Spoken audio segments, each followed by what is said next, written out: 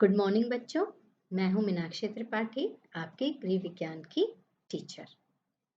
बच्चों, आप सभी को पता है कि हम लोग की क्लासेस जैसे पहले चल रही थी वैसे नहीं चल पा रही हैं। आप सभी स्कूल अभी नहीं आ पा रहे हैं, तो हमें ऑनलाइन वर्चुअल क्लासेस से ही पढ़ना है। इस समय कोरोना पैंडेमिक से हम सभी जूझ रहे हैं और हमें कई बातें सीखने को मिल रही हैं। दो बातें विशेष रूप से हैं, जिसमें सबसे पहली है सोशल डिस्टेंसिंग। हमें एक दूसरे से थोड़ा दूरी बना करके बात करनी है, मास्क लगाना है। और दूसरी जो सबसे इम्पोर्टेंट चीज है वो है सैनिटेशन, हाइजीन या सफाई, स्वच्छता। हमें पता है कि स्वच्छता ही हमें निरोग रख सकती है। तो हमारे होम साइंस के बुक में ये तीसरा पार्ट इसी पर आधारित है, जिसका टॉपिक है गृह स्वच्छता या घर की सफाई। आइए हम इसके बारे में विस्तार से चर्चा करते हैं।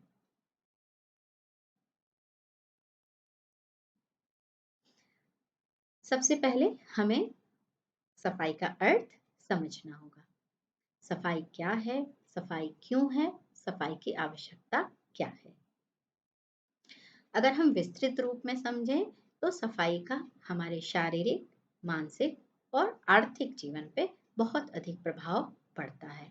यदि हम स्वच्छ हैं, हमारा वातावरण स्वच्छ है, तभी हम शारीरिक रूप से स्वस्थ रहेंगे, मानसिक रूप से स्वस्थ रहेंगे और निश्चय ही हमारा आर्थिक स्तर, जीवन स्तर ऊपर की ओर जाता जाएगा।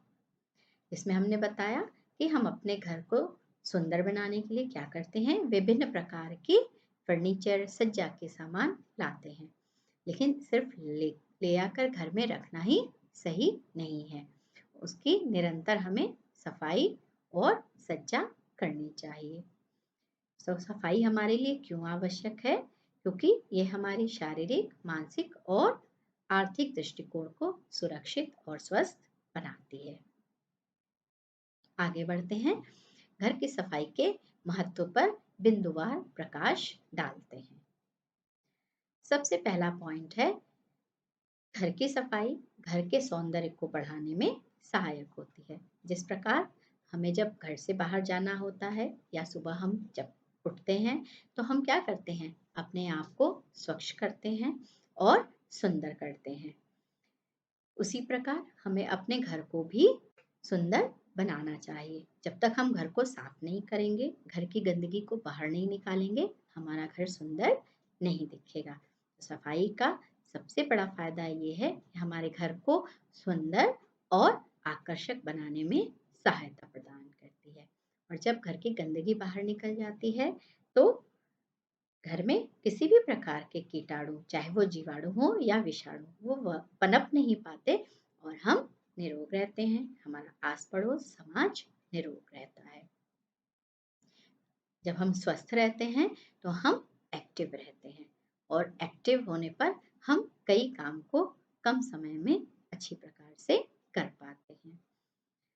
दूसरी बात, घर में अगर हमारे चीजें सुनियोजित ढंग से रखी गई हो, सही तरीके से रखी गई हो, तो हम समय पड़ने पर आवश्यकता अनुसार उन्हें तुरंत प्राप्त कर सकते हैं और हमारा घर हमारे लिए आराम का क्षेत्र हो सकता है।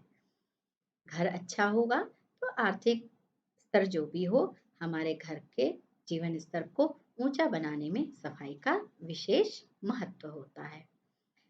निश्चय ही हमारा घर सुंदर होगा, सभी आने के लिए इच्छुक होंगे, तो हमारे रिश्तेदार, हमारे अतिथि हमारे घर आकर प्रसन्नचित्त होंगे और हमारी कुशलता की प्रशंसा करेंगे, जिससे हमारा भी उत्साहवर्धन होता है। इस कोविड-19 में हमें अभी इस पॉइंट पे ध्यान कम देना है, ना ही कहीं जाना है और ना ही किसी को बुलाना है। जब हम 100% स्वस्थ रहेंगे, सही रहेंगे, तभी हम अपने घर से खुश मन से बाहर निकलेंगे और अपने कार्य क्षेत्र में पूरा योगदान दे पाएंगे। तो घर की सफाई आप सभी ने देखा कि हमें किस किस एंगल पर, किस किस क्षेत्र में मदद करती है, ये शायद हम सोच भी नहीं सकते। आगे चलते हैं सफाई के प्रकार पर। बच्चों, घर हमारा बड़ा होता है, इसमें कई केंद्र और क्षेत्र होते हैं। तो ये आवश्यक नहीं है कि हम हर क्षेत्र को प्रतिदिन सुव्यवस्थित और स्वच्छ कर सकें। तो इसके लिए हमने सफाई को कुछ भागों में बांटा है, जिसमें मुख्य रूप से 4 भाग हैं। पहला है दैनिक सफाई, दूसरा साप्ताहिक, तीसरी मासिक सफाई और चौथी वार्षिक सफाई। आते हैं पहले पॉइंट पे, डेली क्लीनलीनेस पे। सुबह उठकर हमें सबसे पहले क्या करना है? क्या करते हैं आप सभी? अपने बिस्तर को सही करते हैं, चादर को सही करते हैं, खुद को स्वच्छ करते हैं। इसके बाद अपने घर को स्वच्छ करते हैं। घर की गंदगी को हम क्या करते हैं? झाड़ू के द्वारा बाहर की ओर करते हैं, डस्टबिन में डालते हैं। इसके बाद पोछा लगाते हैं और जो भी हमारे इसके बाद किचन, जो कि हमारा मुख्य आवश्यक केंद्र है, वहाँ हम जाते हैं। वहाँ पर हम बर्तन को साफ करते हैं, किचन को साफ करते हैं। तो इस तरह कई अनेक काम हैं जो हम दैनिक रूप में करते हैं। इसे हम कहते हैं दैनिक सफाई। अब आते हैं वीकली क्लीनलीनेस पे। साप्ताहिक सफाई वो सफाई जो कि हम प्रतिदिन नहीं कर सकते हैं। जैसे कि यदि हम किचन को ही देखें तो हम क्या करते हैं? मसालों के डिब्बों को साफ कर सकते हैं। बहुत से केंद्र ऐसे होते हैं किचन में जिन्हें हम रोज साफ नहीं करते, उन्हें हम सप्ताह में साफ कर सकते हैं। हम अपने कारपेट को क्लीन कर सकते हैं, उसे साफ कर सकते हैं, सोफे को क्लीन कर सकते हैं, पर्दे को क्लीन कर सकते हैं, अपनी दरवाजे खिड़कियों पर लगी धूल को हटा सकते हैं। आते हैं मासिक सफाई या मंथली क्लीनलीनेस पे।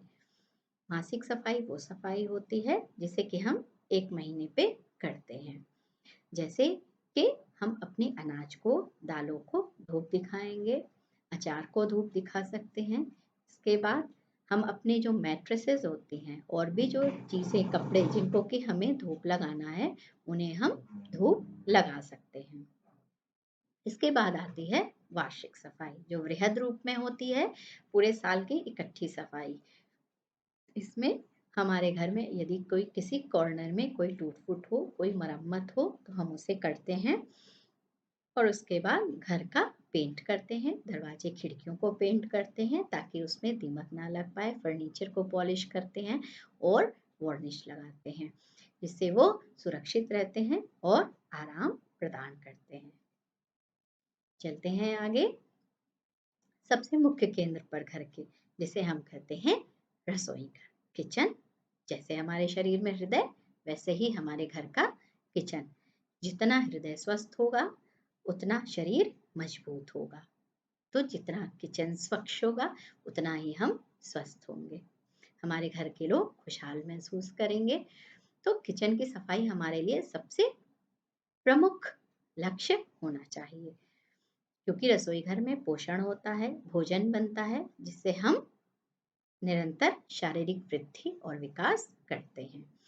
तो घर, अब यदि हमें खुद को स्वस्थ रखना है तो किचन को साफ रखना बहुत आवश्यक है।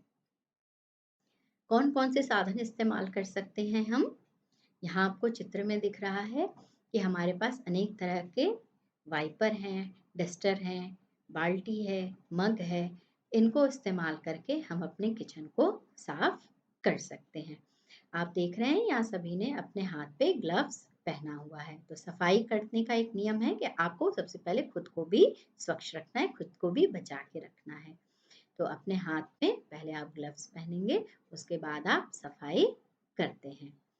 सुव्यवस्थित किचन हमेशा से आकर्षण का केंद्र रहता है।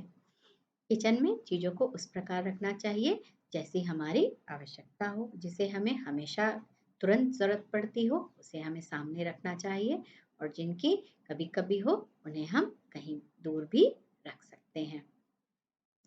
कई प्रकार के डिसइंफेक्टेंट्स, फ्लोर क्लीनर, ये सभी चीज़ें मार्केट में उपलब्ध हैं। ये आपको दिखाई दे रही हैं चित्र में। इनके द्वारा हम अपने किचन के फर्श को, स्लैब को और गैस को साफ कर सकते हैं। सिंक को भी हमें अलग से साफ अच्छे से करना चाहिए, क्योंकि उसमें हम उन बर्तनों को रखते हैं जिसमें हम भोजन को ग्रहण करते हैं। कूड़े को उठाने के लिए डस्टबिन है, उस पे हमें कूड़े को उठा करके डस्टबिन में डाल देना चाहिए। तो किचन की नियमित साप्ताहिक, वार्षिक और मासिक सफाई करते रहनी चाहिए, क्योंकि ये हमारे शरीर को स्वस्थ रखने के लिए बेहद आवश्यक है। आते हैं कुछ ऐसी किचन क्लीनिंग टिप्स पर जो कि हमें आवश्यक होती हैं। जैसे कि हमारा डस्टबिन जिसमें कि हम कूड़े को रखते हैं, तो इसे भी हमें नींबू के छिलकों से साफ करना चाहिए या सर्फ से साफ करना चाहिए। इससे ये भली प्रकार सही हो जाता है। जो हमारे किचन का प्लेटफॉर्म है उसको सिरके व सर्फ को मिला करके साफ करना चाहिए। कोशिश ये करनी चाहिए कि जो हमारा सिंक है उसमें हम कूड़े को ना डालें। कूड़े को निकाल कर और खाली प्लेट और बर्तन सिंक में डालनी चाहिए। फिर भी यदि हमारा सिंक जाम होता है तो हम गर्म पानी में सिरका और बेकिंग पाउडर मिलाकर तेज बहाव के साथ डालते हैं, जिससे कि हमारा सिंक क्लियर हो जाता है। जो किचन का फर्श है उसे ब्लीचिंग पाउडर, सिरके या किसी भी फ्लोर क्लीनर से आप साफ कर सकते हैं। फिनाइल से साफ कर सकते हैं। किचन से बदबू दूर करने के लिए सिरके को पानी के साथ उबाल सकते हैं, यूज कर सकते हैं। फ्रिज के लिए गुनगुने पानी में थोड़ा सा नमक, सिरका, बेकिंग पाउडर डालने से किचन फ्रिज की बदबू चली जाती है। इसके अलावा हम नींबू और संतरे को भी फ्रिज में रख सकते हैं। चांदी के बर्तन और क्रॉकरी को नमक मिले पानी से साफ कर सकते हैं।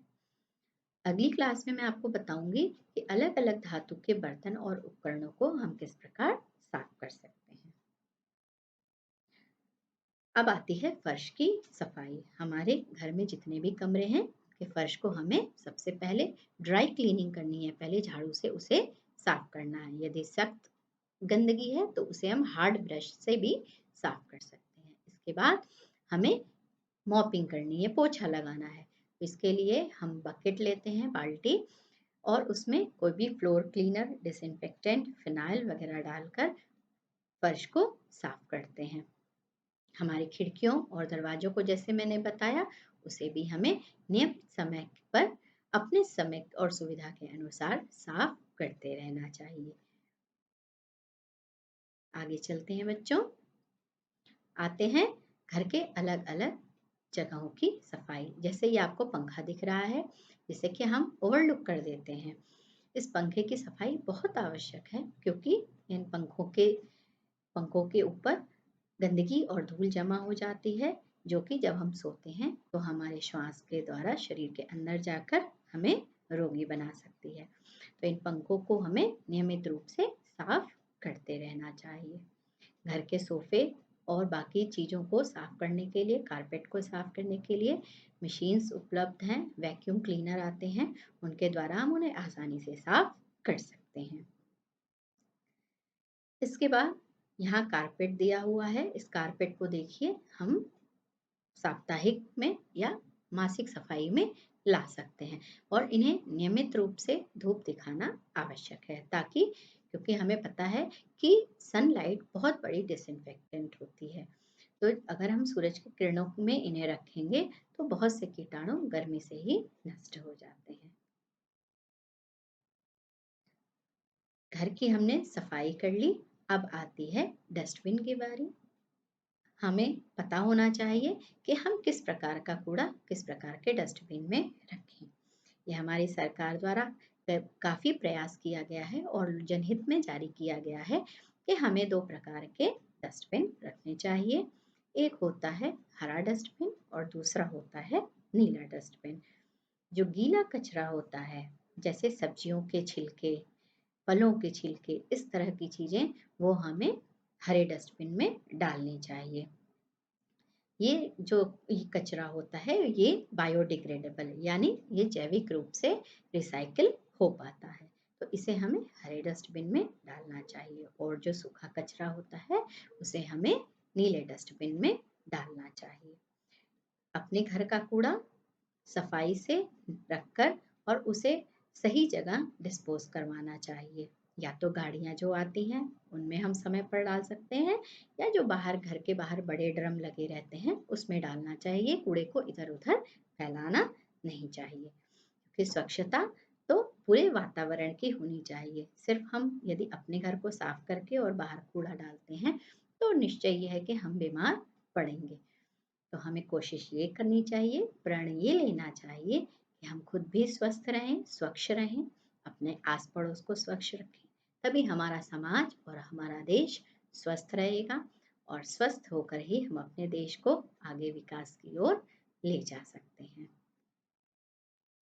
आशा करती हूँ बच्चों, आप लोगों को सफाई का महत्व समझ में आया होगा और इस पैंडेमिक में तो इसकी आवश्यकता कहीं अधिक हो जाती है। तो एक गृह विज्ञान के छात्र के रूप में हमें इसको और आगे बढ़ाना है, इसे अपनाना है। सफाई ही हमें आगे बढ़ाती है। तो आगे हम नेक्स्ट क्लास में फिर मिलेंगे जल्दी ही। तब तक के लिए आप सभी स्वस्थ रहें, खुश रहें, स्वच्छ रहें और प्रसन्न रहें।